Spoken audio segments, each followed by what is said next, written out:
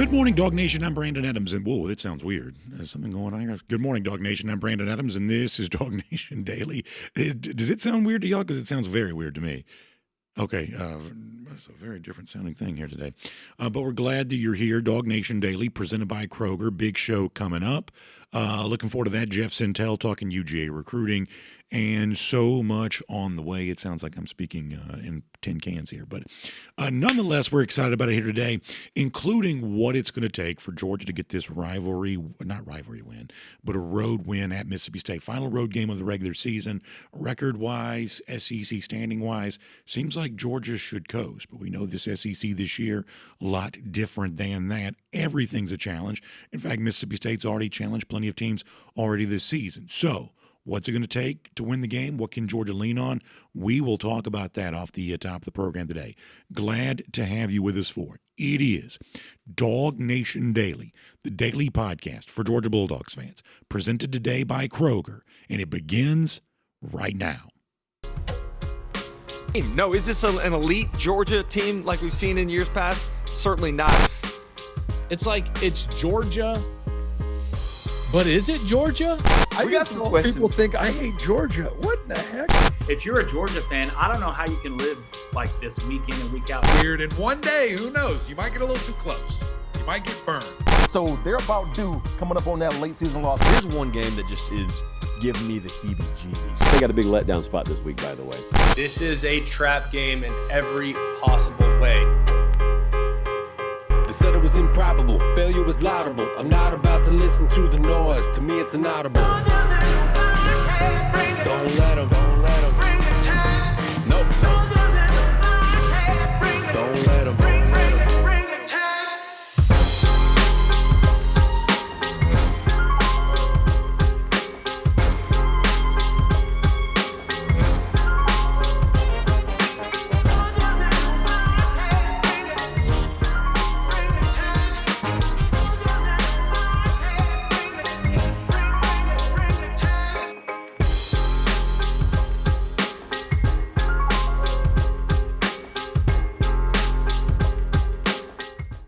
Today's episode of DawgNation Daily is brought to you by Kroger, fresh for everyone. Presented by DawgNation.com. This is DawgNation Daily, the daily podcast for Georgia Bulldogs fans.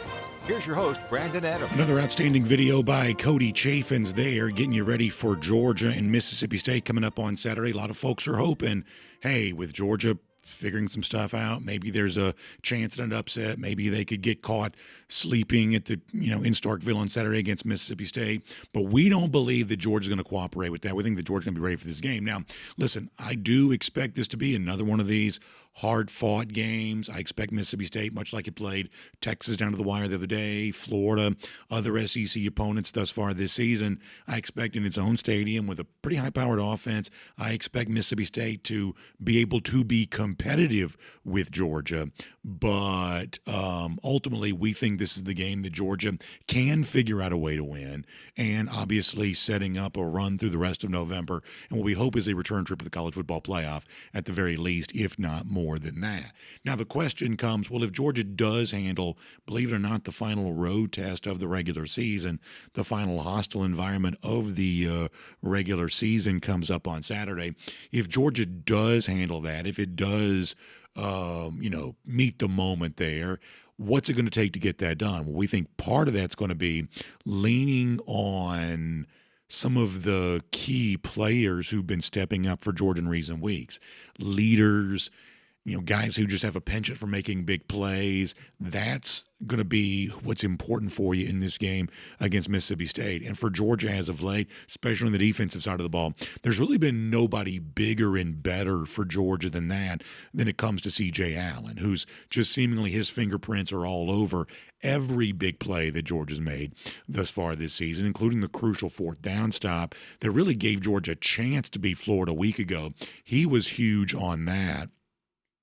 And, after that game against Florida last week, Kirby Smart, as he should have, and of course he does so willingly, really complimenting C.J. Allen and what he means for Georgia in a game like the one they played against the Gators and day-to-day at practice and just the overall grind of this season, C.J. Allen has really stepped up for Georgia. We saw him listed as a Butkus Award semifinalist the other day, rightly so. Really important player for Georgia.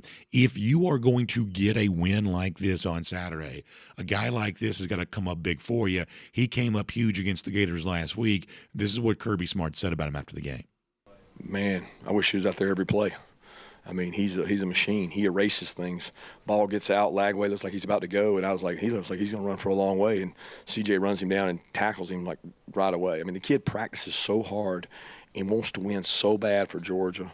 I don't know that I've seen a kid that cared more about the team performance than CJ does. Now, a lot of people care about it. They're not willing to practice like he does. And he practices so hard that it comes across in his play. He's a great leader, and I appreciate the work he puts into it. When Kirby Smart talks about what a great leader C.J. Allen is, we see a lot of evidence of that too. I think back to, Allen speaking after the game. One of the challenges that Georgia was met with against Florida, as you know, was K.J. Bolden's ejection for targeting. Now, you don't ever want your top players to be ejected for targeting. If you're going to have that happen, this was one of the more advantageous ways in which that could work out because it was right near the end of the first half. So it's almost like Bolden missed as little time as you could ever miss if you get a targeting ejection. But nonetheless, Georgia had to play the full second half without K.J. Bolden, one of its most important players last week. And putting the leadership that Kirby Smart described on display, CJ talked about what Georgia had to do with no KJ Bolden and how it was that his defense was able to respond even in the absence of Bolden. And the way in which CJ described that, I think, embodies the leadership stuff that Kirby Smart talked about, but I think it also sets the template for you for what needs to happen also against Mississippi State on Saturday too. Let me let you hear C.J. Allen going back to the Florida game last week. We kind of knew once he was, he was ejected, whatever. It was next man up mentality. I think that's the whole thing. It's the Georgia mindset. Next man up. We develop a lot of people. A lot of guys get reps throughout the week, so everyone's on page with what to do. Indeed, what Georgia did, leaning on that Georgia way, the Georgia mindset that C.J. Allen talked about there, that is what Georgia, was able to do there in that spot. That they knew they had no K.J. Bolden. They knew they were going to have to play with that one of the most important players. But as C.J. Allen said, it becomes a next man up. Who's going to step up? And last Saturday, it turned out to be Zion Branch. Now, here's the situation. When you move into Saturday against Mississippi State, you know you're going to have K.J. Bolden back, but the same Georgia mindset of having to play without players that you've been depending on, that is going to be tested by Georgia again this week too, because we saw Jordan Hall go down last week with a really tough injury, out. And Jordan Hall, in addition to being a very good player for UGA, is also, much like CJ is, when healthy, one of the most important vocal leaders this team has had. He's, in many ways, I think, the heart and soul of this defense, especially up front when it comes to the defensive line. That's what Jordan Hall has been. And his injury was just catastrophic last week for him. We enjoy rooting for Jordan Hall. You hate to see him go down. Just one of the most disappointing things that you're going to see. And in addition to, the affection you have for Jordan and the value you think that he brings, there's also the question of, well, what about with him gone? What does that now look like for the Georgia defensive line in his absence? And we're going to take the same words that C.J. Allen just described there about playing without K.J. Bolden and put that into the same lens of how you look at what's going to go down with the defensive line now having to play without Jordan Hall. What does the Georgia mindset mean for this? Well, we've already seen guys like Joshua Horton emerge. That's a guy that stepped up and played big into the game against Ole Miss. You'll certainly remember that. He's deflecting passes. He's getting, frankly, what has been kind of some rare pass rush for Georgia, getting up and challenging the quarterback. That's what he was able to do against Trinidad Chambliss that day. He became really big. And also on Saturday, after the Jordan Hall injury, we saw another defensive lineman step up, get his chance to play. And I think you saw some promise here. I think you saw the possibility of what a guy like Nnamdi Ogboko could be. And I don't want to do anything too unfair when it comes to Nnamdi, but there is an aspect of Ogboko that reminds me a little bit of Jordan Davis. And if you've been with us for a long time, you remember what a big fan, just like all Georgia fans were, what a big fan of Jordan Davis I was. But Davis, over the time playing at Georgia, from when he was a freshman in 2018 to when he finally became one of the very best players in college football, maybe the best player in college football by the end of his 2021 season, or at least among the very best, that particular season, you saw an incredible evolution of Davis as a player. When he was first getting his chance in 2018 for a roster then, probably not quite as deep as some of the ones that Georgia's had in recent years, he's playing decent snap numbers as a freshman, big body, important run stop guy, able to step up and provide some space-eating stuff in the middle of the field and take away the opposing run. That was the value that Jordan Davis once had for Georgia. But over the course of his time playing at UGA, 2019 into 2020, when he came back for the 2021 season, what you found out is, in addition to being the very big run-stopping guy that can occupy space in the middle and almost convince a team not to even try to run it because of the run-stopping force that he can be in the middle of a defense. In addition to that, you also find out, wow, Jordan Davis is a pretty good athlete too. And while Jordan Davis can actually provide some interior pass rush, my gosh, this big guy, he runs really well too. That there was a lot of that from Jordan Davis as well. And I'm not here to tell you that Nnamdi Ogboko, who did play some last week against Florida, is going to be the next Jordan Davis. That'd be unfair to anybody. That's not what I'm saying. I will say, though, that in that respect that I just described, he kind of reminds me of Jordan Davis in that when he first came to Georgia, I liked him because he was a big body. He was, at least to my eyes, the kind of guy that had the potential of being a run-stopping force in a way that maybe some of the other defensive linemen for Georgia just didn't quite have enough beef to necessarily be able to be. But as Ogboko's gotten a chance to play some, including last week against Florida, what you come to the conclusion of, in addition to having just the natural size to be good against the run, he's also got a little athleticism to him too, and he also gets up the field on a pass rush from the interior spot a little better than others do as well, that he actually brings a lot to the table. You are not glad that Jordan Hall's not playing on Saturday, and that it certainly seems like you're not going to have Hall for the rest of the season. You're not happy about that, but the possibility of a guy like Nnamdi Ogboko ready to step in and take some snaps and fill some of that void, the fact that you potentially do have some of this depth along your defensive line, that might be the Georgia mindset on full display, to use C.J. Allen's words of somebody's got to be ready and somebody's got to be able to step up, and that guy on the defensive line on Saturday against Mississippi State might be Nnamdi Ogboko. Well, yeah, you do like that. And for what it's worth, if you want to go back to Monday, Kirby Smart talked a little bit about a guy like Nnamdi Ogboko who'll get his chance to play more now because of the Jordan Hall injury. And this is what Kirby said about that. Nnamdi did a good job. I mean, he plays. He's going to probably play a little bit more of a role now. He continues to get better. I spend a lot of time with Nnamdi down on the scout D when I run the scout defense, and he is a guy that is similar to Christian was his sophomore year. Christian Miller went down there with us. Jordan went down there with us. We've had a laundry list of guys who've gone down there and what we say go against the best of our O-line, and a lot of times their growth explodes. They get better faster than the guys that maybe aren't doing that, and I've seen that with Nnamdi. He's gotten better and better and better at striking blocks. Big emphasis for him from a conditioning level standpoint. He takes a lot of pride in getting that right, so he can be on the field for more snaps. But he was a big boost the other night because he's very good at block recognition. He understands leverage, and he strikes and gets off blocks. So let me see if I can sum all this up here just for a moment. I think that Saturday is another pretty challenging game for Georgia. In the SEC this year, they just all are. I expect this to be another one of those. And if you've got a starter-level defensive lineman like Jordan Hall, now injured, we believe, out for the season, not able to play for you anymore, well, of course, that puts a strain on a defense that's already faced its share of challenges here this year. But the words of C.J. Allen do mean something to me.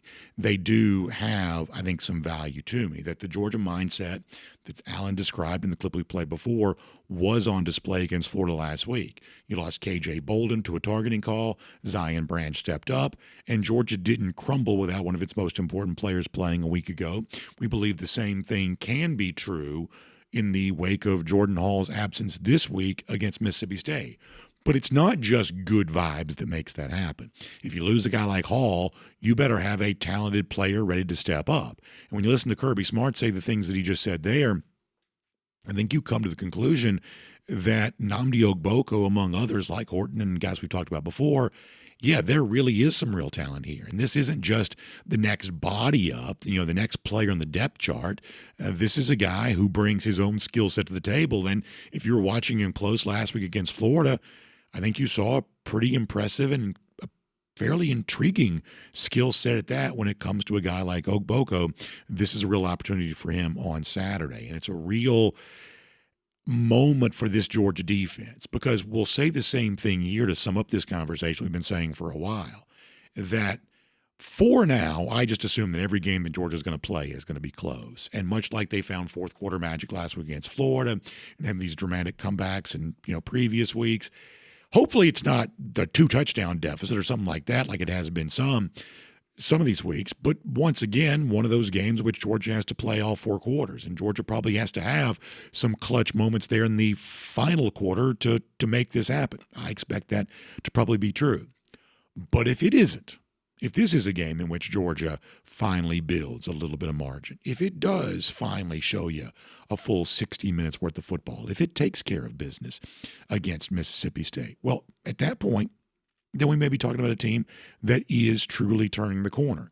And as you move towards the stretch run for all of these teams jockeying and vying for their college football playoff position, then maybe Georgia is doing the same thing. And if it is, it's going to be because of some guys that can step up late, filling void after injury, having their moment to show what they're all about. And a guy like Nnamdi Ogboko may be one of the guys that has a chance to get that done. Expect another nail-biting, hard-fought game against Mississippi State tomorrow, in other words, and certainly watch for Georgia on both sides of the ball to make some plays to help them get the job done. My name's Brandon Adams, and this is DawgNation Daily podcast for Georgia Bulldogs fans, presented today by Kroger. We're glad you're with us. No matter how you get to us today, live on video, 10 a.m., on demand on video after that, or anytime you want to on YouTube or Facebook or DawgNation.com, any of those video platforms. We're just happy that one works for you and that you've tuned in to be a part of the show today. In fact, for those of you who watch on demand, you find a time that works for you, evening commute perhaps.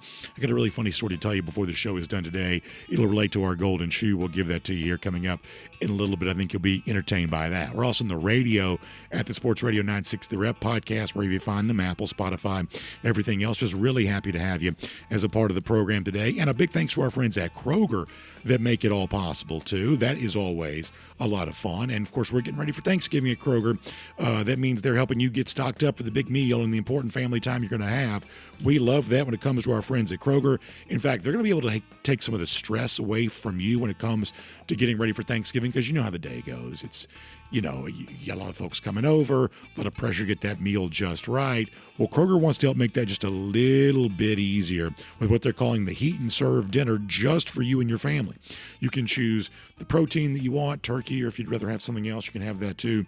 The sides, the dessert, so much more, starting at and this is a great price for a wonderful Thanksgiving meal, just $75 right now. You can order online or in-store before November 25th for your chance on that, and you'll have it ready. They'll have it ready for you on Thanksgiving Day. So between now and November 25th, get the order, starting at just $75 for the protein, for the sides that you want, the special dessert to make Thanksgiving great. It's going to be a Heat and Serve dinner option for you. It takes a lot of the stress away from Thanksgiving. And who wouldn't want to have a lot less stress and a lot more enjoyment for one of the days that we love more than anything else? Check out Kroger.com to purchase your Thanksgiving meal here today. That is Kroger.com to purchase your Thanksgiving meal today here on that. Glad to have Kroger as a part of DawgNation Daily here today. Glad to have all of you too. And of course, this is the space in the show over the course of the last few weeks that we've been telling you about the big event we have coming up on Thursday. That's less than a week from now. We're calling it DawgNation on Tap at the Terrapin Brewery in Athens. And you already know the DawgNation team is going to be there. We have the live Q&A, all the fun stuff that's going on. But I also want to make you aware of this. We got a couple of special guests that are going to be joining us that night too. Two of your favorites are going to be there with us. In addition to the full DawgNation team, how about former Georgia All-American John Stinchcomb is going to be on hand. John has been great with us for a long time this season. It's really pointed, I think, remarks about what Georgia has been through as it has overcome some adversity and setting itself up to be where it is right now. We've gotten great feedback on John's appearances on the show this year. Well, you get your chance to talk to John live as a part of DawgNation on Tap coming up Thursday. That's November 13th at the Terrapin Brewery in Athens. And in addition to that, for the first time, I believe this is right, our first time to do a live event with the former Georgia linebacker Daylen Everette. So John Stinchcomb and Daylen Everette. If you want to think about it this way, we kind of have both sides of the ball covered. John representing the offense, Daylen representing the defense, also representing a couple of different eras for Georgia football. John playing for Mark Richt, Daylen playing for Kirby Smart. So a wide breadth of Georgia football knowledge available to you next Thursday with John Stinchcomb and Daylen Everette joining the DawgNation team for DawgNation on Tap. That means we want you to join us too. Now, this is a totally free event, but we are, as a courtesy to us, going to ask you to RSVP for the event for the simple reason that at the Terrapin Brewery, we want to make sure we make some space for you there in Athens for that. Also, your first beer that night is going to be complimentary, courtesy of Terrapin Beer. They want to do that as a special thank you for coming out. And we're going to have some free food on hand as well, provided by Surcheros. So all of that leading into that game on Saturday against the Texas Longhorns is going to be an awesome experience for you. It's a free event. We're just going to simply ask you to RSVP to make sure we have enough food, courtesy of Surcheros, and of course enough beer, courtesy of Terrapin for that first complimentary beer for you that night. That's going to be a great experience. So go to DawgNation.com/on-tap. It's the week of the Texas game, Thursday, November 13th. It's next week, of course. RSVP to let us know that you're coming. And by the way, perhaps the biggest news of all, that night, someone there is going to win a pair of tickets to the big game the following that Saturday. So the big game in Athens that Saturday, you've got a chance to win a pair of tickets to it. What an incredible experience that's going to be. It's DawgNation.com/on-tap. Hope to see you there. John Stinchcomb, Daylen Everette, the entire DawgNation team, live Q&A, hanging out, meet and greet, Terrapin Beer, Surcheros food, and somebody's going to win a pair of tickets to the Georgia-Texas game. So what an incredible experience that's going to be. DawgNation.com/on-tap. Just simply RSVP and let us know you're coming to this totally free event next week at Terrapin Beer Company in Athens. Going to be a great time. Speaking of a great time, we've got Jeff Sentell coming up for some recruiting talk. Looking forward to that. Prior to that, though, I do want to go around the doghouse, and it's presented today by our friends at Zachariah Law. So we talked a little earlier about the so-called Georgia mindset. And in the case of C.J. Allen, he was saying that around with a guy like A.J. Bolden out against Florida, who steps up, with a guy like Jordan Hall out against Mississippi State, who steps up. That is one aspect of the Georgia mindset. There is, however, a completely different aspect of the Georgia mindset that's also really been important to this team throughout the years, too, and I think that's also going to be put to the test against Mississippi State tomorrow. One of the phrases, we don't hear Kirby say this as much right now, but he used to say this a lot during the national championship years. I assume he still believes it as much as ever. That is the notion of what he calls complementary football. Offense helping the defense, defense helping the offense. If you want to go back to that previous era for Georgia, Kirby Smart would have said, hey, the reason why we're winning these national championships in back-to-back years, almost as much as anything else, was because of the way in which the offense and the defense just worked complementary with each other. Well, tomorrow, that's going to once again be important. And I was thinking about the Georgia offense a little bit because I do think tomorrow is going to need to be a day in which Georgia's got to score some points. Yes, they're going to probably try to control the clock and control the ball and play at the pace in which they're comfortable. But listen, Mississippi State's going to probably get something. We talked about this yesterday. What they have at wide receiver, including the former dog Anthony Evans, and what they've done this year, they've scored some points in some teams this year. Playing in their home stadium, they are probably going to have some offensive success, especially given the fact that while Georgia maybe hasn't been as bad defensively as some have described them as having been, they have had their issues, and we all know that. We're all fully aware of that. So given that as the context, Georgia's going to probably need to score some points, and that's going to put a spotlight once again on Georgia quarterback Gunnar Stockton, who, to be honest, has been doing pretty well in the spotlight as of late. Had a great game against Ole Miss 3 weeks ago, had a good game against Florida last week, and is right there in the conversation among the very best quarterbacks in the sport here for this season, and that's the version of Gunnar Stockton that's going to probably need to be on display against Mississippi State tomorrow. With that in mind, something I've referenced on the show already a couple of times this year is, every week CBS Sports does their power ratings of quarterbacks.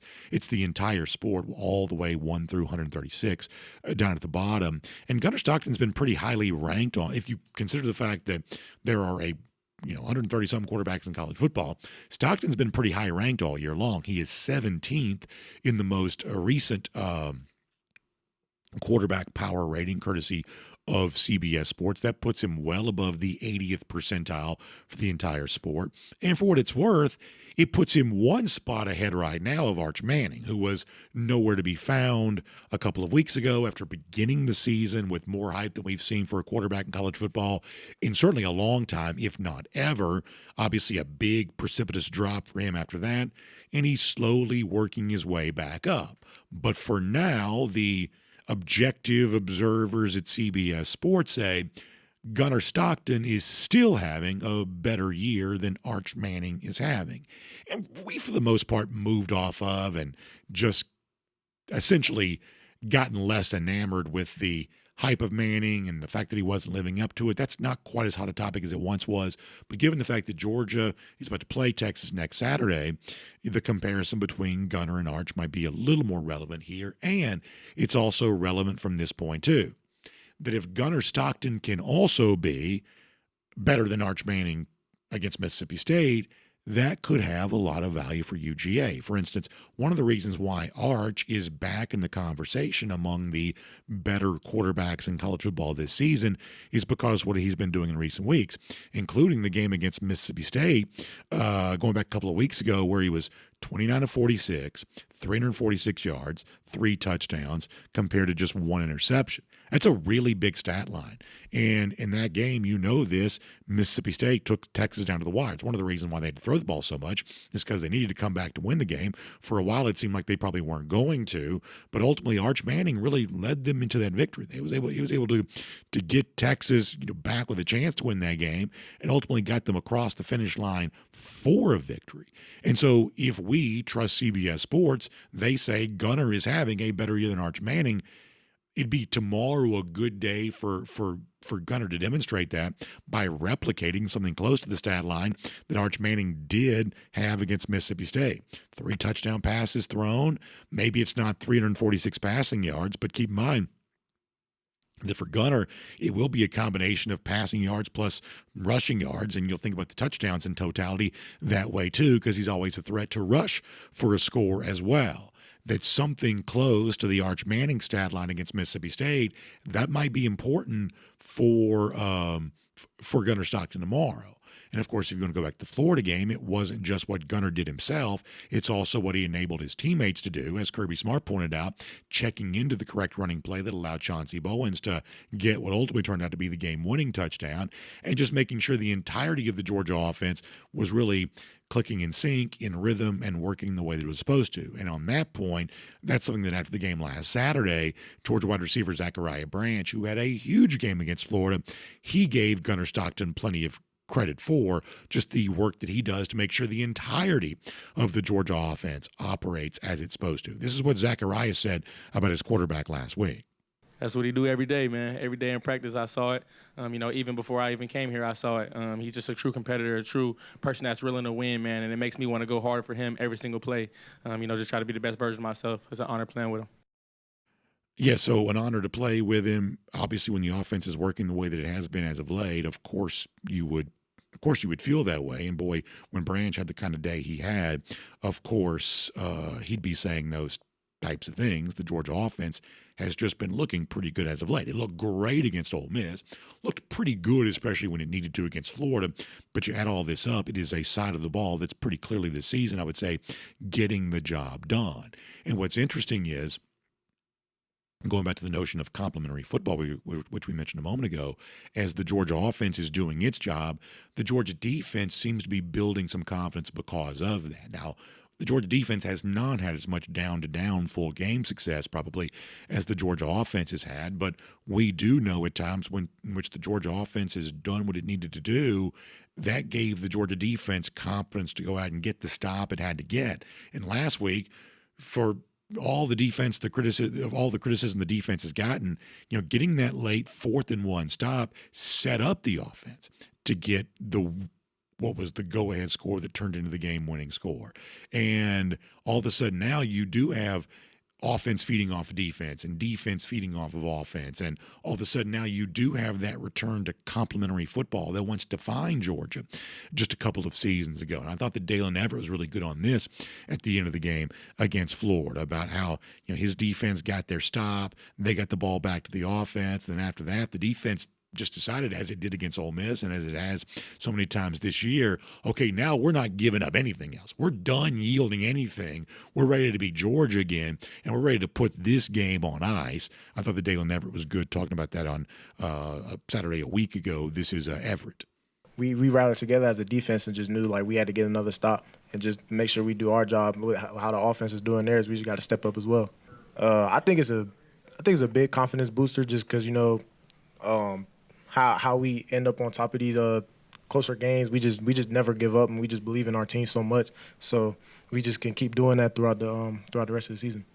So let me see if I can sum this up this way. I expect tomorrow against Mississippi State, as I've said now repeatedly, I don't think it's going to be easy because I don't think anything in the SEC right now is. I don't expect this to be easy. But when you listen to Daylen Everette talk, you certainly get the impression they enjoy doing what is hard. And somehow they seem to do what is hard very well. And inexplicable as it may seem, no less observable, the harder it seems to get, the better they seem to do.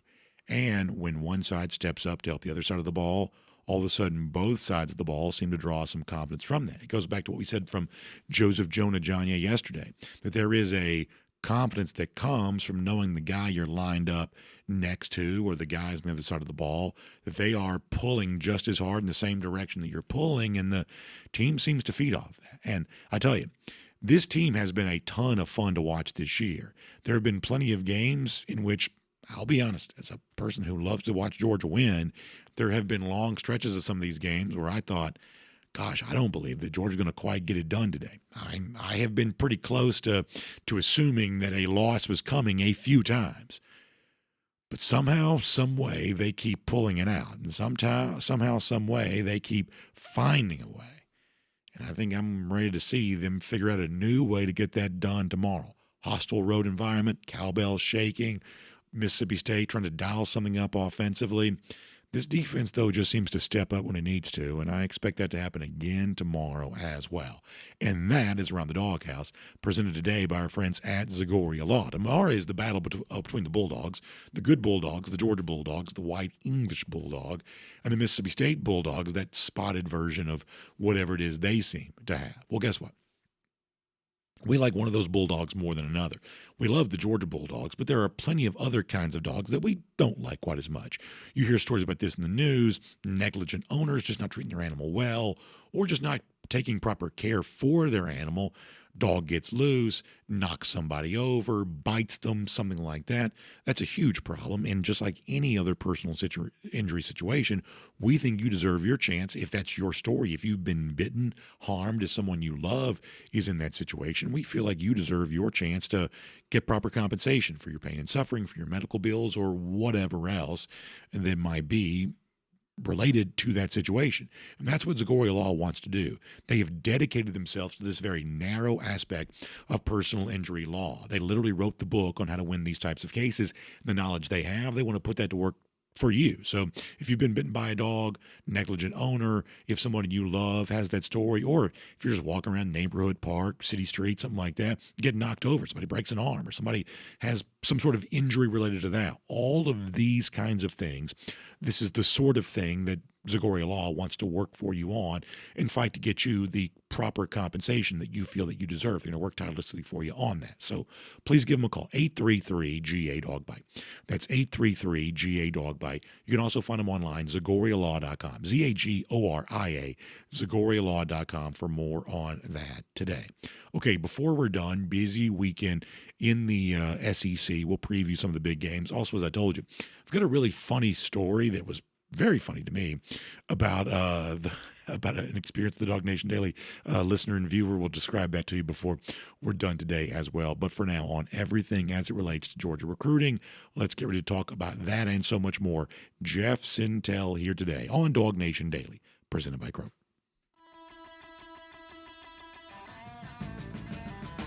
From Athens and across the SEC or wherever the recruiting trail may lead, here's a DawgNation.com insider. A lot going on with UGA recruiting. We'll talk to Jeff Sentell about a lot of that here coming up in just a moment. Jeff, let me get one thing in on Mississippi State before we get there. Do you see any reason, perhaps you do, that this is going to be any different than any game that Georgia's been playing all season long? And for the most part, games that Mississippi State's been playing, where Georgia may be top of the SEC, Mississippi State may be near the bottom, but the other Bulldogs, the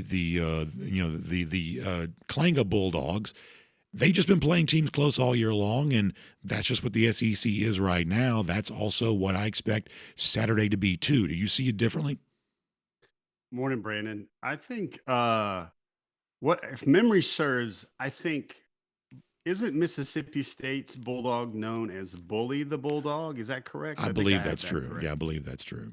So the reason why I brought that up is kind of an intro is that I think Georgia is going to bully. I don't know if this is going to be like a 4-quarter game, but listen, Mississippi State's got playmakers. I mean, I don't know if everybody paid really close attention, but that Brennan Thompson dude who has like 700 yards receiving, I don't know if I've ever heard Kirby Smart be that effusive about a playmaker. Said he was the fastest player he'd seen in years. At least the last couple of years. Yeah. I mean, he was like how electric, how fast he is. And then you add in Anthony Evans.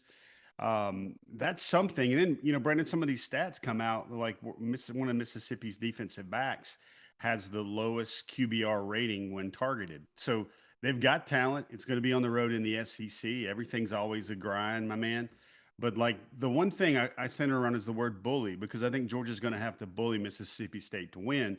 And if you look at one simple thing, Georgia runs the rock very, very well. Mississippi State does not stop the run. I think they're 15th in the conference. And I think that's a bridge to getting out of Starkville with maybe an 8, 10, 12-point lead, something like that. I don't think it's going to be a Rocky Balboa, answer the bell, blood, like you look like a Butcher's had done some job on Rocky's face going into the last round. I don't think it'll be one of those games for Georgia, but I think it will be a contested game for 3 quarters. We are also told that, Georgia now up to UGA 11. Bully is now Bully 22. So I don't know. Not quite as prolific. Yeah, listen, I got that from Jay Black. Not quite as prolific in terms of their longevity for the various bullies, but we are at Bully 22 right now for Mississippi State. The other thing too, Jeff, I know you and I both are getting ready to head towards Starkville later on today. One of the things I did encourage some Georgia fans on, there had been some talk earlier this week about Jeff Lebby had bought up some tickets. They're trying to distribute some of those. As of earlier this week, they did not have a full sellout. It's a little bit of a softer ticket price.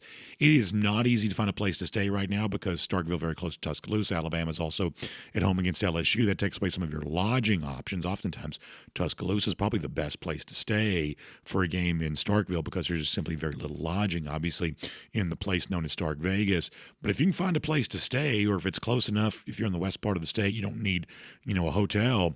This is probably as good a ticket price you're going to find here this year. I've really been encouraging some Georgia fans to take a look at those secondary markets or just whatever Mississippi State might have for sale if they still have some. If you want to be at a Georgia game this year, this is one of the better prices you may see. It's not going to be cold tomorrow. Last time we went to Starkville, it was very cold. I think the weather's semi-pleasant tomorrow. If it's a convenient trip for you and you don't have to worry too much about lodging, because that's not going to be easy. The ticket price is a little bit more affordable than some of the other games so far this season. Brandon, it might be cheaper than signing up for a new streaming service package, at least, unless you get one of those deals. I'm sure there's a dog fan out there, maybe in the state of Alabama or somewhere parts a little bit closer to Starkville, that's like, man, I might as well just go see it live because it's hard to get on your streaming outlet now. Yeah, we're going to talk more about that aspect of this in just a moment. Obviously, the standoff between YouTube TV and ESPN does continue. We'll talk more about that in a moment. But you're here. Let's talk about some recruiting stuff here for a second. You had a story this week about Jaden Wade, the 2028 quarterback, who you mentioned this in your story, and there's a lot of internet chatter about this too, may also reclassify to 2027. Yeah, I want people to read your story, but the sense that I get on this, and I think you kind of touched on that, excuse me. If he stays 2028, well, maybe Georgia's got a shot. If he moves up to 2027 for this big-time quarterback prospect out of IMG Academy, at that point, 1 year removed from the Jared Curtis arrival, probably a lot less likely that Wade comes to Georgia. Is that the conventional thinking here on this new quarterback on the radar for many UGA recruiting observers? Yeah, Brandon, I think, first of all, let's just call it what it is. He's the number one player in the country for Rivals, number 4 for 24/7 Sports. And I've seen him live, Brandon. I saw him live, probably the best game of his life. He's 11 out of 11 for 350 yards and 5 touchdowns. I believe he also had a bunch of yards on the ground. It just gets really complicated, Brandon. I don't know if, let's be honest here among friends. Georgia and 5-star quarterbacks, I don't know if they can handle that sort of inventory unless they had like a split squad team where it was Georgia Red and Georgia Black playing in the SEC.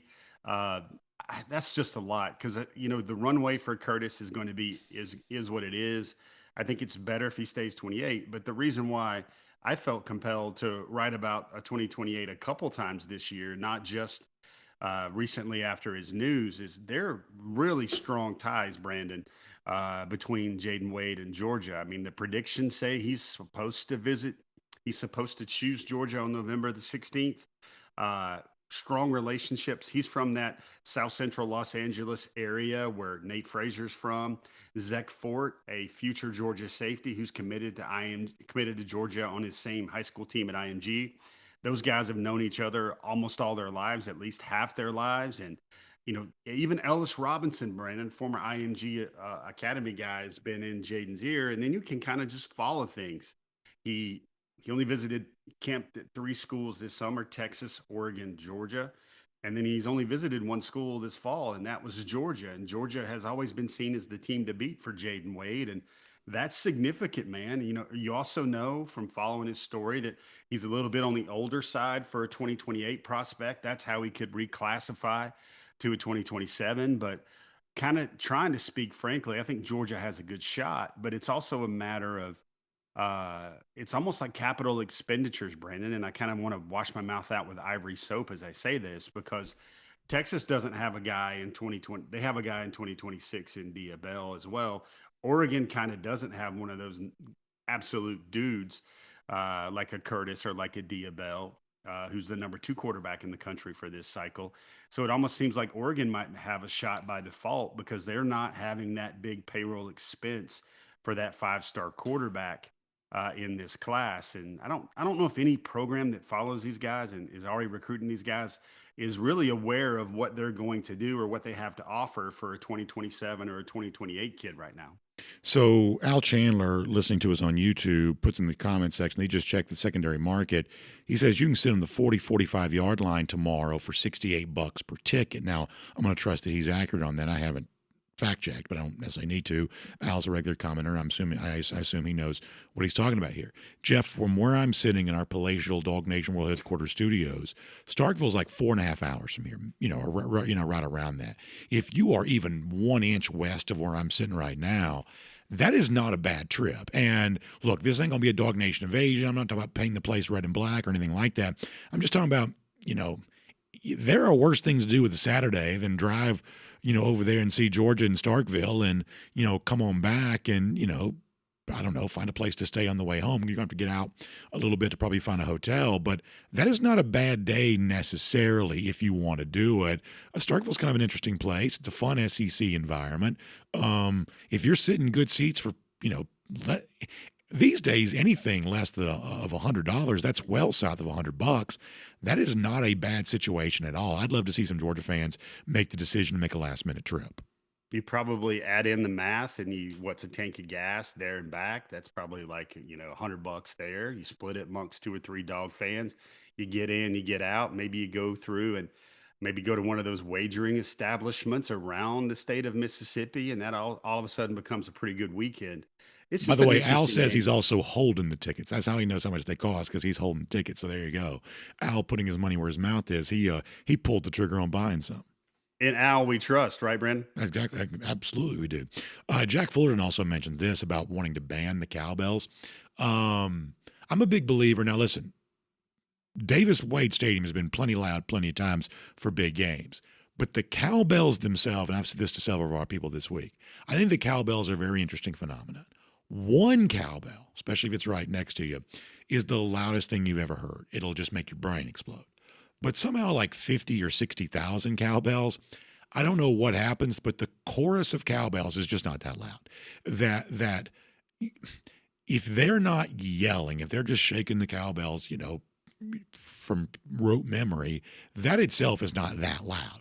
When they then start yelling to go along with the cowbell shaking, it's really the noise made with the yelling that makes the stadium loud. Davis Wade Stadium has been loud plenty. But the cowbell phenomenon, I believe, is a little bit overrated, having been there in 2022. Brandon, I bet you didn't know I was capable of this, but I got some cowbell intel for you right now. We have some family friends, some neighbors in our subdivision that have attended Stark Vegas. And did you know, first of all, they're very expensive, like $100, $125 if you get any of them with any sort of insignias on it or any branding on it. That's how much it costs. They sell them, obviously, in licensed apparel outlets or whatever.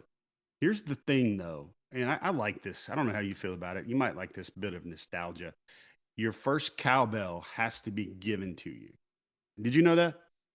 I did not know that. I did not know that. No, that's interesting. Has to be given to you. Has to be given to you. I did see this in 2022. A lot of Georgia fans were going up there. They had their own Georgia branded cowbells too. So that's a little bit of a thing that you can do as well. I don't know if that was just purchased or given or whatever else. Getting back to recruiting for a moment, you had a good story about Craig Dandridge this week, who had, my gosh, he had an incredible highlight touchdown the other day. It seems like he and Cambridge having a really good season. They're going to be a very tough out in the playoffs, I believe, coming up in the 5A classification. Dandridge also looks like a really good receiver prospect for Georgia. And I think that Georgia's done a pretty good job with the guys that it's landed lately. Some of that out of the transfer portal, some of these promising guys coming out of high school too. You had a good look at Dandridge the other day. Where do things stand with him near the end of his high school career? He hopes for a few weeks longer, but near the end of his high school career and ahead of an arrival coming up at Georgia. I tell you, Brandon, one of the things that I like about getting to go see these guys is, you can go on Google and you can figure out, oh my gosh, he's having a good season. And with Craig, he's having a tremendous season. Last year, he had 1,400 yards and 14 touchdowns. Offers came after that. This year, through the regular season, he's already got 16 touchdowns, already like 1,100 yards. I believe he leads his classification, his GHSA classification in that. But I got to see him personally, Brandon. And one of the things I look for is, does he have that spark? Does he have that, that will to win? I guess we would call it the FPE card. Does he have his blue cap? And for me, I saw a guy. Now, listen, Kel has a ton of D1 players, Power 4 players, and they were outmatched and they got beat.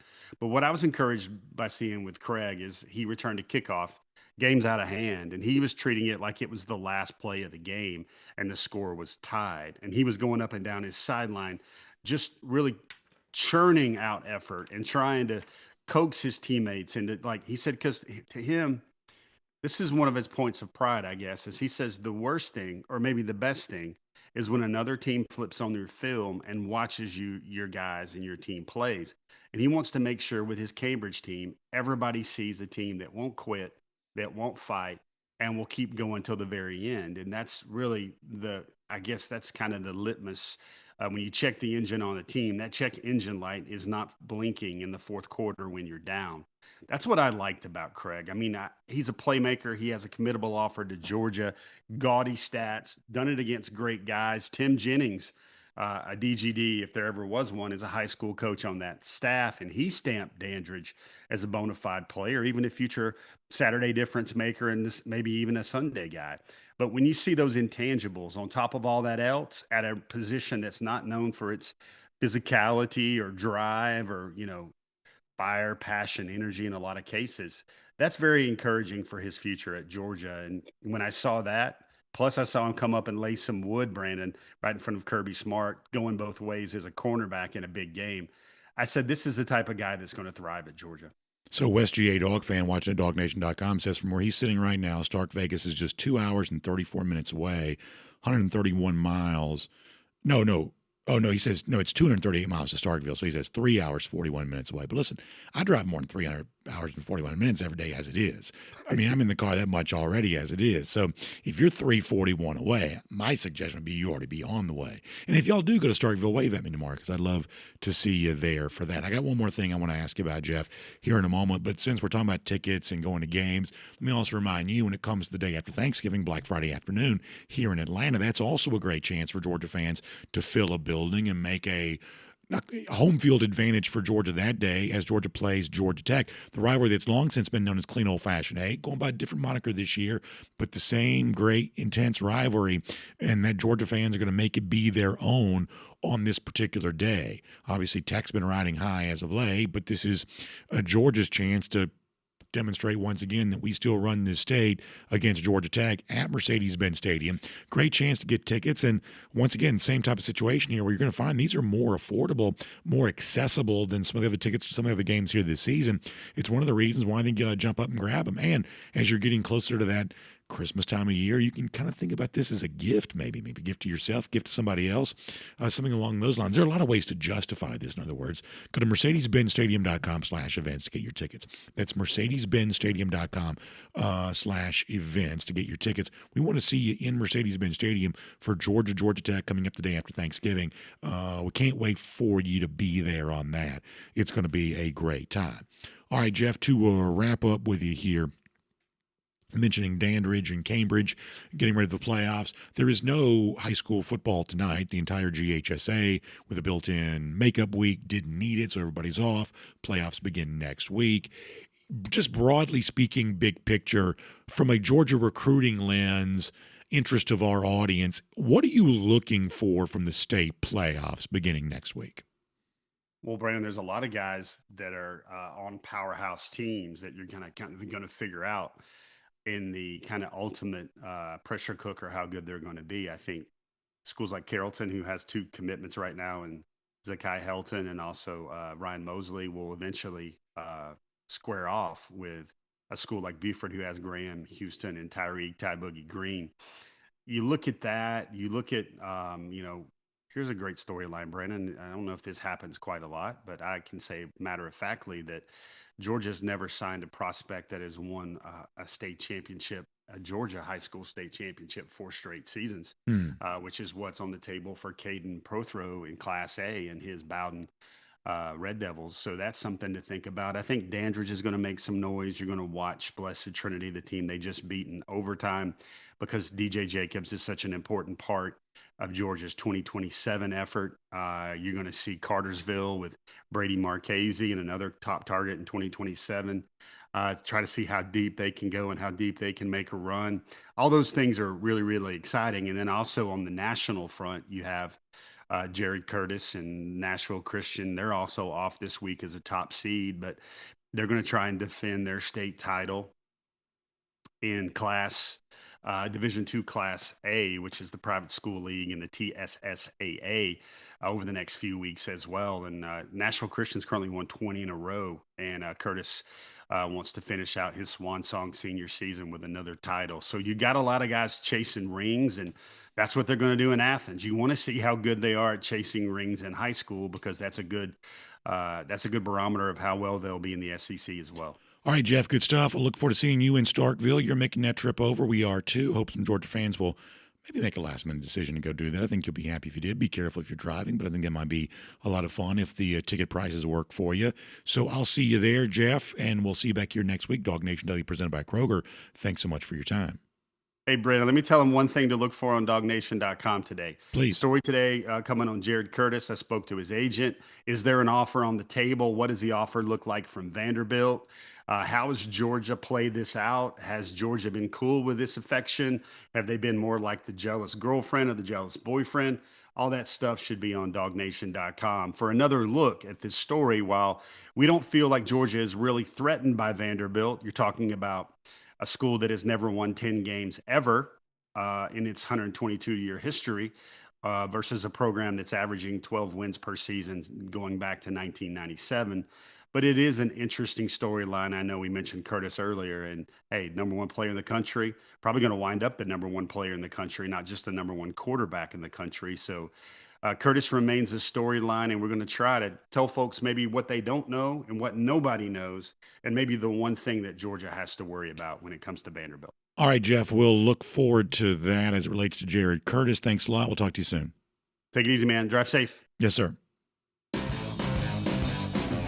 Let's take a look around the rest of the league. This is SEC Through. All right, really good stuff from Jeff Sentell on that. Obviously, a lot going on as you move towards the end of the high school football season, playoffs beginning. And believe it or not, we're inside of a month away from National Signing Day. It's earlier this year, so keep that in mind. That is also fun to consider.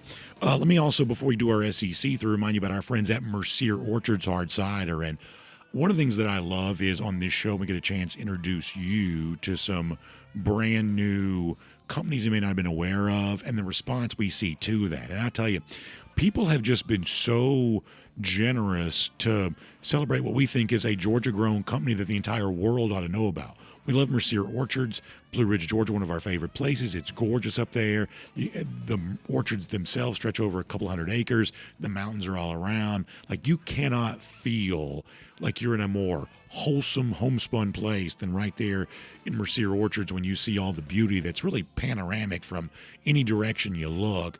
It's awesome. And we love the Mercier Orchards Hard Cider because when you taste it, you're going to realize it was made with special care from people who've really dedicated their life to growing delicious fruits and doing interesting things with them. You know, they do a lot of the fried pies and things like that. And if you go up there, you can get that. But honestly, we think that the hard cider beverage category is a really fun category of beverage. They have varieties of flavors. They're just peachy on the sweet side. You have like the Grumpy Granny, which is one of the more popular. It's got a little bit of a tart kick to it. People like that. But whatever kind of flavor palette you probably prefer, you've got an option when it comes to Mercier Orchards Hard Cider. So I encourage you to try it. And if you look for it at your favorite supermarket, like Kroger or beverage store or your favorite restaurant on tap, if you don't see it, ask for it. Say, hey, BA from DawgNation Daily been talking about this Mercier Orchards Hard Cider. You can spell it for them. Mercier. Mercier Orchards Hard Cider. And oftentimes we're seeing that a lot of these stores and restaurants will stock it just because people are asking for it. So keep on doing. We love the way in which Mercier Orchards Hard Cider is growing and becoming a big part of the lives of a lot of Georgians and really folks all across the world, because Georgia-grown companies like this deserve to be known far and wide. And that is what Mercier Orchards Hard Cider is all about. All right, let's do an SEC through here just for a moment. And before we get into some of the games from the weekend, let me also mention this. As we mentioned last week, in many ways, the biggest story in college football for many people remains the ongoing standoff between YouTube TV and ESPN. Obviously, a lot of folks have chosen YouTube TV as their TV provider, probably fewer of those now after last week, where a lot of folks were, trying to do one of those sign-ups and get a different platform to be able to watch the games last week. That creates its own level of headaches. But we also saw this had an impact on ESPN last week too, where ESPN College Game Day, not that you care about TV ratings, but as an example, their ratings were down last week. So while some people want to see the games bad enough, especially if you're a Georgia fan with Florida, you're going to be nimble, you're going to choose a different provider, especially if you can sign up for one very quickly. But there are others that just missed football last week because of no YouTube TV. Sometimes these standoffs can be short-lived. This one is so far not. It's obviously an interesting time in the life of ESPN as a company because they are moving for the very first time into an era in which they offer a standalone, what they call a la carte service. It's pretty expensive, $30 a month. I don't know yet if it's considered a successful rollout or not, but pretty clearly they feel like they have some leverage now in a battle like this because they have other ways of offering their content.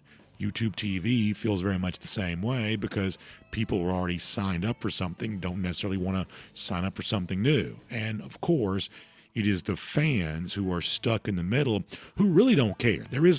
To the average fan, there is no good guy. It's not ESPN, it's not YouTube TV. There is no good guy.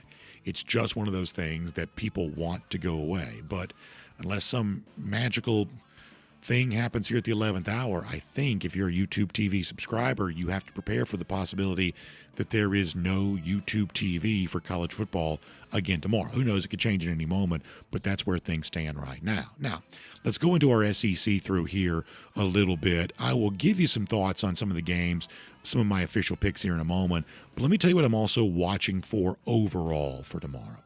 I'm watching for games that have impact on the playoff race. And I think I said this earlier this week, that a little bit of a casual take, but nonetheless, now that we have a college football playoff top 25, it does make me more interested in some of the non-SEC teams, the games they're going to play.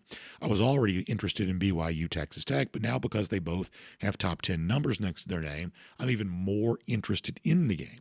And if you're an SEC fan, I think you ought to be paying attention to this tomorrow because between that and whatever ultimately happens with whoever wins the Big 12, I think you wonder, for a league that had Utah rated relatively high, Texas Tech, BYU both have high rankings, can the Big 12 be a two-bid league? It wasn't a year ago.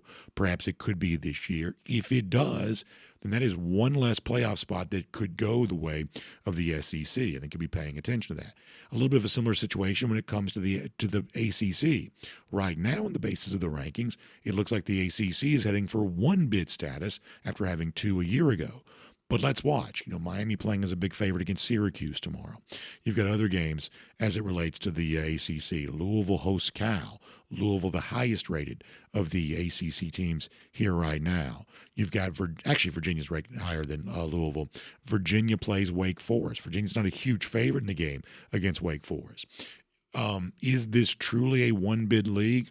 Well, how these teams play the rest of the way are going to determine that. Between Virginia, Louisville, and Tech, does one of these teams go on a big run in the season and establish themselves? And can Miami, as a team that's for the most part locked out of the ACC title game, do they have a chance to demonstrate themselves as being worthy of the at-large? Right now, it's almost like the committee has put its thumb on the scale and say, we don't believe in Miami because we don't believe in the ACC.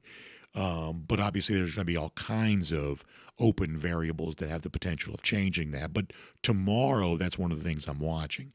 Very quickly, we'll also give you our official pick coming up, if you're on video with us on our R.S. Andrews cooldown in a moment, for Iowa hosting Oregon. Oregon was not shown a lot of respect by the committee this past week, all the way down at number 9, but they go on the road to face a 20th ranked Iowa team with a chance to prove them.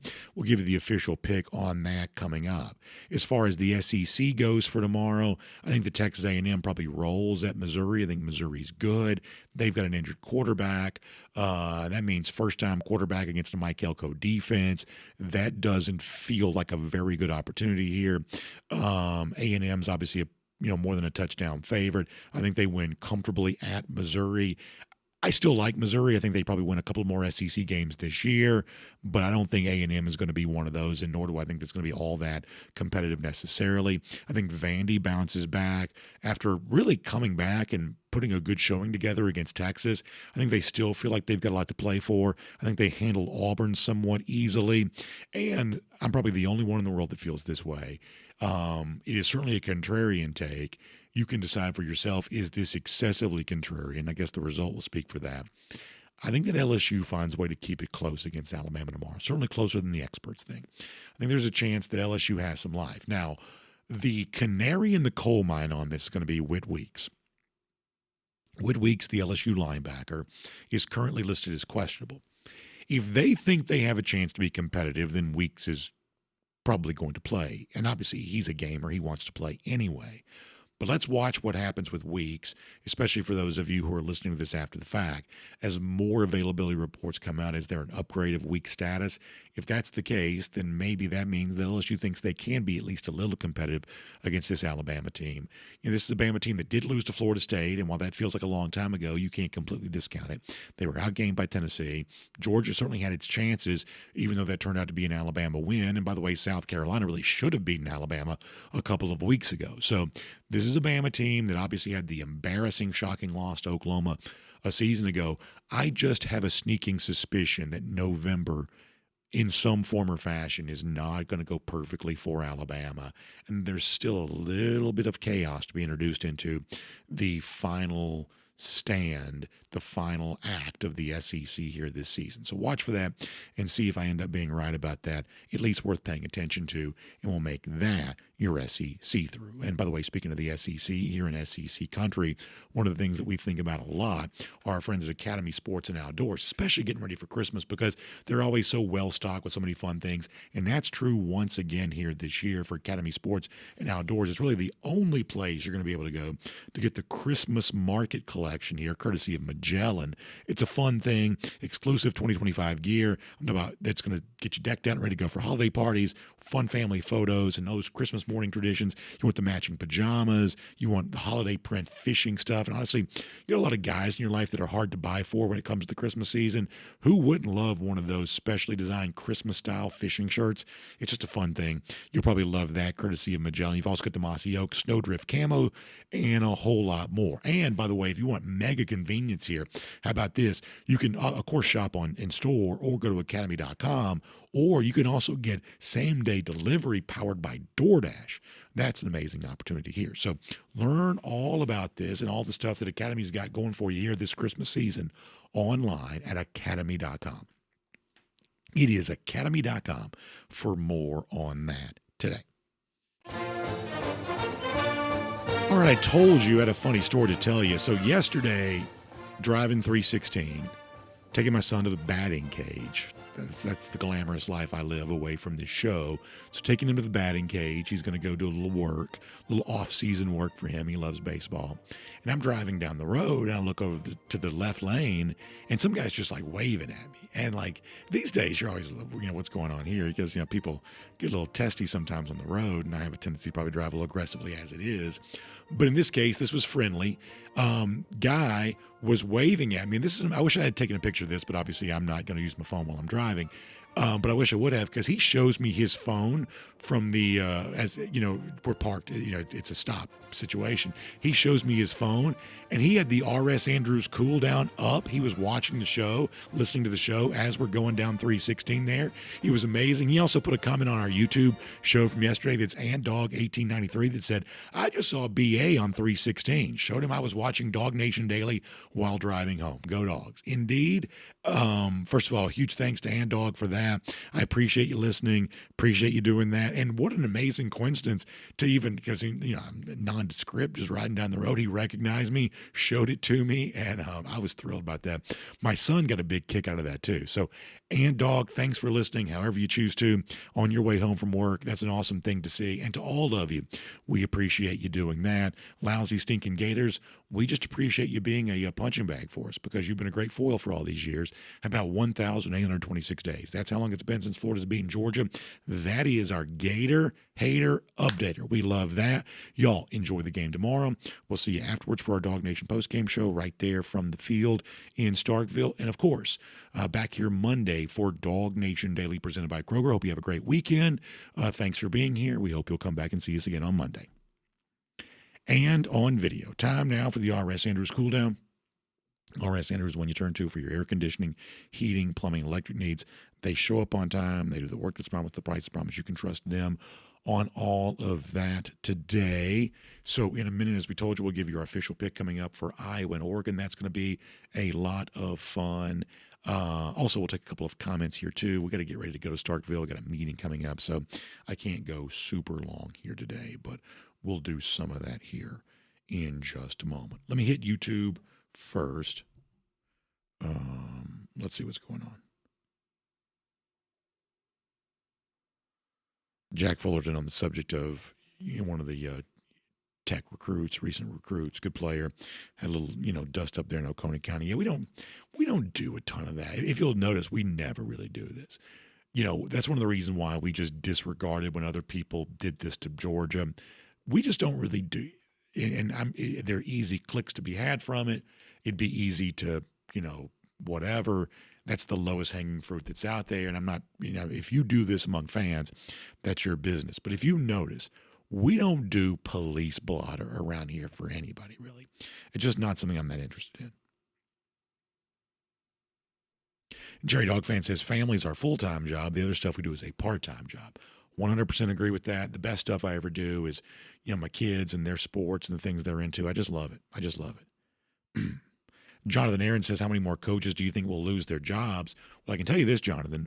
There is one fewer than I thought, because we found out yesterday that Luke Fickell is going to keep his job at Wisconsin. Wisconsin not making the move on him, and it seemed obvious they were probably going to do that, but now they're not.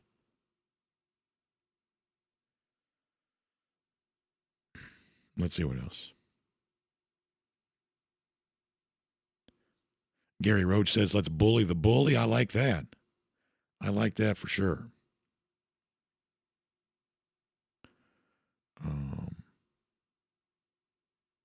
Emily Coleman checking in from Jessup, Georgia. She says, I'm a nurse and I work for UGA's #1 fan. Give a shout out to Darren. We want to know the meaning. The meaning behind the blind squirrel. First of all, Emily, thank you for being here. I appreciate that. And thanks for taking good care of Darren. We appreciate that too. We love our nurses out there. They do so much for us. And it sounds like you're a great one. So here is the meaning behind Eddie.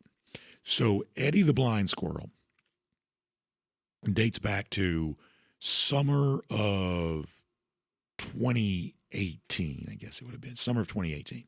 So Georgia's coming off its first SEC championship under Kirby Smart. And Dan Mullen, who was the Florida coach at the time, making fun of Georgia, had said about them winning the SEC championship that even a blind squirrel finds a nut every now and then.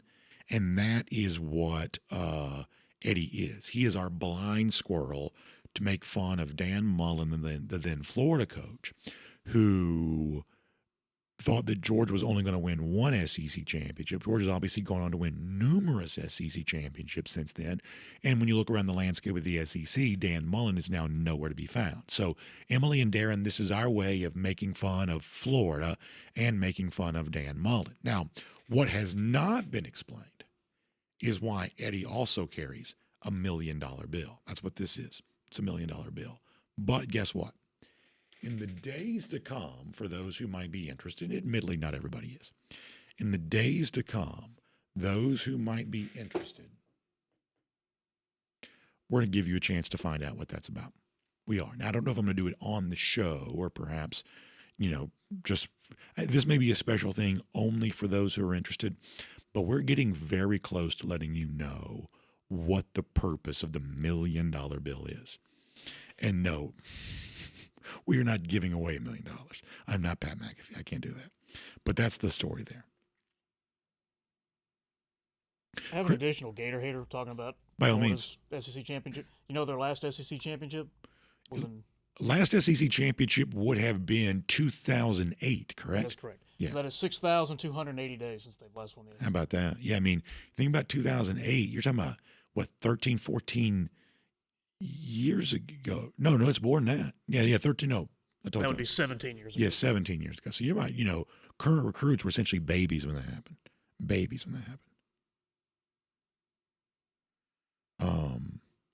Christy says, have a great weekend and be safe to those traveling to Starkville. Christy, we appreciate that. Always happy to have some, as we used to say growing up, some traveling mercies.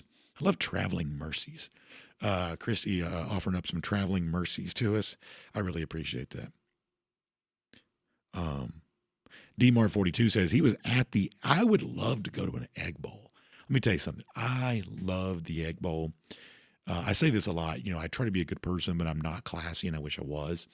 The Egg Bowl is an example of the kind of not classy that I am, because it is not a dignified rivalry. People have behaved poorly in and around that game, and I can't get enough of it. I love it. So D-Mart says he was at the Egg Bowl his first year at Mississippi State. So I guess he went there. I didn't realize that. when they said they would never lose to the school up north, as he calls it. Ole Miss played that on the Jumbotron like 100 times when they were up multiple scores. That is very funny. Oh, this is Mullen that said that. That's very funny. Good stuff. I love that. Yeah, Mullen, we miss, in a lot of ways I miss him because he was just a really good, easy foil. And if you'll remember, Paul Feinbaum used to say this, circa 2018, 2019, he called Georgia, Florida the biggest rivalry in the SEC, even bigger than the Iron Bowl at the time. So Mullen, at least to his credit, made the Georgia-Florida rivalry feel big. There is also, I guess, at least some chance, if you want to think about it this way. Let me see for a second. Could UNLV still make the playoff? Let's see. Let me see if I can get their record pulled up here. They're 6-2, 2-2 in the Mountain West. So then it's not a great record, and they got blasted by Boise State. So maybe not. They also just lost 2 in a row. They lost to New Mexico as well. So New Mexico probably knocked them out of playoff contention. But right now Georgia's ranked 5th. We have no idea who the Group of 6 now team is going to be. It could be any number of teams. It's wild. I guess UNLV is probably slightly still alive if they were to win the Mountain West, but that's a pretty big long shot at this point. I was thinking, well, I wonder if Dan Mullen came back to Athens, what that would be like. So, yeah. And by the way, speaking of Mullen, there he is dressed like Darth Vader. This was a very weird time in the SEC. But my gosh, you want to talk about content. And while there is some low-hanging fruit that we take steps to avoid, you think we avoided this? No, I think we did, I think we did about as much of that as one could do. We did a lot of that at the time. That was fun. And Eli Drinkwitz, that's right around the time that I started really liking Eli Drinkwitz because Drinkwitz went all in on all of that as well. All right, let's do a couple of Facebook comments. We're going to give you our pick for Iowa and Oregon.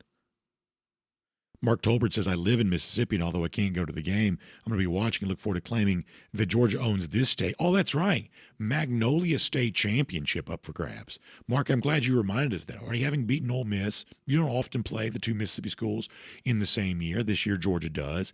Georgia can claim itself as Magnolia State champions tomorrow. I like that. I love the great state of Mississippi, first of all. Big fan of Mississippi, and would love to consider myself a Mississippi State champ tomorrow. I like that. Let's see what else.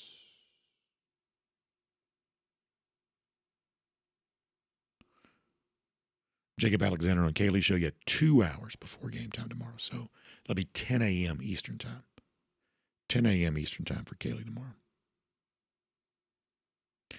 Brian Whitaker says, I've never been to Starkville. Is it a big city? No, it is not. It is not. And listen, I'm not one of these guys like, I'm not snobbish about small towns. I love small towns. I would prefer to be in a small town. I've got no beef with Starkville at all. But I would say of all of these, and the SEC mostly has small town university communities. I don't know population-wise if this is true, but it seems like Starkville is more small townish than any of them. I would say there's also less around Starkville than other places. Boy, my voice is cracking right now, isn't it? Boy, that sounds terrible. It has been kind of a mess today. My voice is cracking right now, though. Starkville also has less around it. That's why I say, a lot of times, if you're playing at Mississippi State, the best place to stay, because you really can't stay in a lot of these college towns. You have to stay in the adjacent town. There aren't a ton of adjacent towns to Starkville either. That's one of the things you notice. And so really the closest town to Starkville that's not Starkville is probably Tuscaloosa. And the last time when Georgia played there in 2022, we stayed in Tuscaloosa. But this year that's out because LSU is staying in Tuscaloosa. But it's cool. They've built it up around the university area there. So it's a good game day environment. It's very flat. My gosh, is it flat. Susan Levy says, I have to listen to BA after work hours, but it helps me walking longer and a pep in my step to listen. See, that's what I love right there, Susan. And when we first started the show years ago, that's what we had in mind, is that people would use it for whatever works for them. And by the way, if you're listening to me while you're getting a little exercise, that means maybe I'm getting a little exercise too. And Lord knows I could use some of that. So I'm very appreciative of that. And really most people, I'm talking about 90-something% of the audience probably is listening in that later afternoon, evening time, post-work. That's what the lion's share of the audience probably is. Okay, so we'll come back here in a moment, but with our R.S. Andrews cool down every Friday, we always give you a pick for one of the biggest games of the weekend for us this week. That's Iowa hosting number 9 Oregon. Also some best bets for the weekend too. And it's a taste of what happens with our R.S. Andrews go with the flow. So now the DawgNation team plus Dari Payro. Let's give you that here as part of our R.S. Andrews cool down. Hope you enjoy it. First, welcome into our taste of Go with the Flow. And each week, now on Wednesdays, we drop the program. Our look at all the big games from a point spread perspective. That means the official pick for Georgia, Mississippi State, Missouri, Texas A&M, the fun one with Texas Tech and BYU. All of that already available for you on demand right now on the DawgNation video channels. But as a taste of what you get on Go with the Flow, we want to give you a pick right now of the Oregon Ducks traveling to take on Iowa. We got Iowa here as a 6.5-point favorite hosting Oregon. Iowa ranked number 20 by the College Football Playoff Selection Committee this past week. Oregon lower than it wanted to be at number 9. Winning record thus far against the spread, though, are the Ducks, and Iowa taking care of business in conference play for the most part. Hawkeyes sit at 6-2. Oregon stands at 7-1. And as I said before, Ducks 6.5-point favorites here. Mike Griffith, we come back to you. You spent a lot of time in the Big Ten country there. What do you think about Oregon, which is now a Big Ten team, as strange as that sounds, going to Iowa here?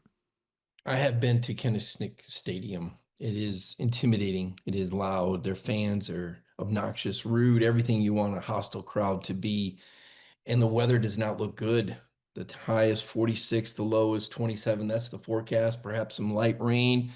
It certainly sounds like Iowa weather. I know there's been a lot of under picks and Connor's best bets that have hit, not a lot of points scored. Everything would seem to point to the Iowa Hawkeyes, except for one thing, and that's Dante Moore. This kid, he was born in East Cleveland, Ohio, Brandon. He played his football at Detroit Martin Luther King High School. He was forced out of the game last week with a bloody nose. Teammates are going to question his toughness. Champions respond. Dan Lanning may coach bare-chested. I like Lanning in these kind of games. I'm going to take the Oregon Ducks against better judgment because of Dan Lanning and Dante Moore. I think a lot of people are going to be on the Hawkeyes, and I think they're going to lose. I'm going to take the Ducks. I believe that they are everything that they're quacked up to be this week. There you go. The crowd wanted the duck-related pun, and they were satisfied by that one. Jeff Sentell, what about you? I think it's funny. Sometimes I don't get it. I try to listen really closely to Mike's Oregon picks every week when there's Oregon on the docket. And it's kind of like, where's Waldo? I try to make sure I catch all the jokes. Some weeks I've missed them. I think I got only one joke that was all it was quacked up to be in that one. I think Iowa's still going to be a 4-loss team. I think Dan Lanning's bunch are going to win 10, maybe 11 games. I like, you could almost say, Mike, with a tip of the cap here, that this is the type of weather, the foul type of weather that Oregon is great in. Okay. So I would give, or at least the Ducks that they're named after. I like Iowa. I don't know why it's this close. I'm sure that's a little fishy smell right there from the casino conglomerate worldwide. But Mike was right. Oregon's got some real pieces. Somehow Bear Alexander is turning himself into a first or second round pick. Dante Moore does come out of some very tough conditions, playing in a lot of extreme weather. I like the Ducks here. All right, so there you go. A little bit of love for Oregon thus far. Connor, what about you? I like Iowa. They played Indiana close at home earlier this season. They did do that. Kaylee Manziel, how about you? I'm going to take Oregon. I think maybe it was Greg McElroy last night who, when the rankings were released and Iowa came out at, I believe it was 20, and you could just hear like a scoff. And he said that their best win was over a Minnesota team. So I'm going to take Oregon. Yeah, so I'm going to take Oregon too here for kind of a simple reason, away from any analytics or analysis of any kind. I'm a big believer in Dan Lanning. I think that Lanning is, the next great young coach in college football. But as someone who has said that repeatedly, here's the one thing you have to be kind of honest about. The big wins that prove that point, they really haven't come yet. like I said, I like Lanning a lot. I think he's going to win stacks and stacks of big games by the time his career comes to an end. I think eventually it'll be somewhere else other than Oregon if I had to predict. But as of yet, those wins really haven't come. So if I'm going to believe in Lanning as much as I have, it seems like a game like this is ready-made for him because there's actually a little bit of doubt around Oregon right now after having lost to Indiana and letting a opportunity to advance in the college football playoff a year ago slip away. There is some doubt about what Oregon is and even maybe what Lanning is at this stage of his career. This would be a great way to go and demonstrate that this is still an Oregon team that can compete for a Big Ten championship or a deeper run in the college football playoff, perhaps still a national championship. As Connor said, Iowa was a little bit tough for Indiana this season in a way that very few teams have found a way to be. So to me, it creates an opportunity for Oregon to say, look how good we are. We can travel a long way. We can go into what can be at times a tough place to play, Kinnick Stadium. We can win this game with some margin. This is about me asking Dan Lanning to validate the belief I've had in him as a coach, and I believe he will do that on Saturday. That puts the flow on the side of Oregon, too. Dar, you want to go with the flow and take Oregon? Yeah, I mean, Iowa's a tough place to cover a game, let alone gives and lay 6.5 points there. It's a lot of points with this Iowa team and how good they are, but I am going to take Oregon here to slightly cover this game. I think they're going to win by 7. I think they're going to win by 7. They're going to get a half-point cover. It'll be hard fought, but I think Oregon's going to get it done.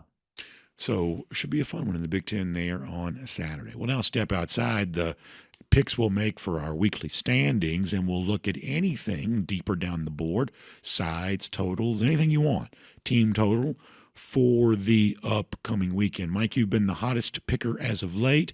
How about for you right now? You see any best bets on the board here this week? Yeah, we've talked about Indiana, and man, they've really rolled some teams, but they're going to Penn State, and it would seem like 14.5 wouldn't be that big of a number for Indiana, the way they've just waylaid some teams. But it's still a 90,000 seat stadium. It's still Penn State. They're still get signed elsewhere. They're trying to make some deals in the portal, and 14.5 in Happy Valley, it just seems like too much. So I think one best bet is going to be to take the points in Penn State against Indiana and what may go against the trend when you look at how well Indiana's been playing. And then Tulane plays at Memphis. And I heard Dari say at some point today that he felt like Memphis was going to lose this week. Not at home. I'm going to take Memphis and give 4.5 points to the Green Wave and protect their projection as the highest ranked Group of 5 champion for one more week at least.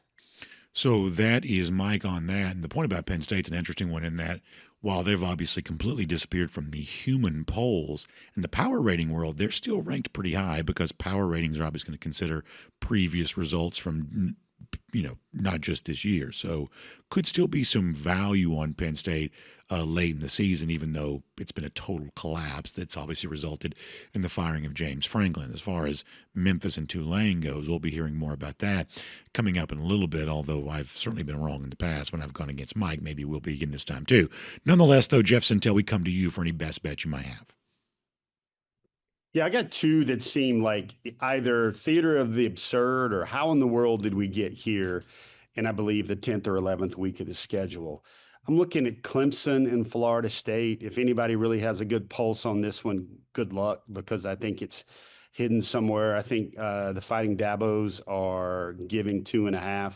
I think they will cover. I just feel like, Florida State is probably trending towards firing its coach as well. And maybe they're looking for a little bit more ammunition to do so. The other thing about this one is I think that, what did we all think this game was going to be? And now it's definitely a non-starter there. The one thing Clemson has played a lot of teams tight while they lost. That either says they're competitive or that either says they find a way to lose every game. I'm going to bet on the fact that I think they still know how to way to stick into these games and still have a relatively average to below average football team, considering these are two of the more poorest teams in the ACC. My second one, I guess I'm just having fun here. I think Syracuse will cover a big number against Miami. I think Miami is going to find a hard way to motivate this week and not point fingers. I think I've found that at 29.5, give me the Orangemen to cover that big number against a very rapidly deflating Miami team. You may also hear that one coming up in a minute, too. Connor Riley, how about for you? Yeah, I have Rice as a 2.5-point favorite over UAB. I have Indiana as a 14.5-point favorite against Penn State. I think Penn State is going to let go of the rope. And I have the under in the Kentucky-Florida game. I have it at 44.5 points. Maybe you can see it at 43.5. I think those two teams are going to struggle to score, so I like the under in that SEC game. Okay. Kaylee Manziel, how about you? I think it was like a couple weeks ago when Dari opted out of doing best bets because he said he needed to focus on the task at hand. And I feel like that was really the turning point in Dari's season. So I'm going to pull a Dari. I'm using this time for self-reflection. Wow. Kaylee to doing a little hopefully really dominate the next few weeks of this. Kaylee doing a little self-care. I like that. Kaylee says, I'm going to get focused on the November stretch run to come. Well, in place of Kaylee, I'll give you 3 picks. After only being 1-1 last week, honestly, I can't seem to do much better than that. I had 1-2-0 week on my best bets. Other than that, it's just splitting the difference. 3-3 with the board picks, 1-1 with the best bets. I'm literally just moving money around the board right now, and that's about all I'm doing, unfortunately. But I'm going to give you 3 picks, all themed around motivation coming off the first college football playoff top 25. Now, the last time I went head-to-head against Mike, I lost badly. I may do that again. But I do like Tulane plus 4.5 going to Memphis on Saturday.